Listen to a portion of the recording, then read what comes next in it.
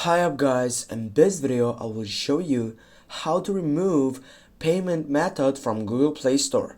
Firstly, get up into the Google Play Store, then tap on your right upper side on your profile icon. When you get up into that section, on the third selection you're gonna find out payments and subscriptions.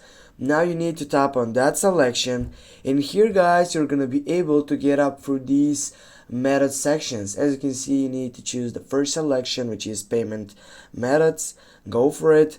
And now here, as you can see, I do not have added before sections, and now you just need to go for more payment settings, and then it will bring you here to the main page of this site.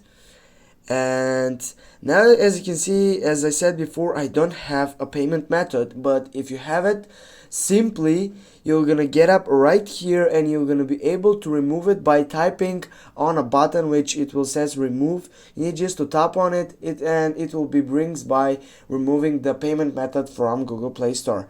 Thanks for watching guys. Don't forget to hit that like and share the video. See you soon.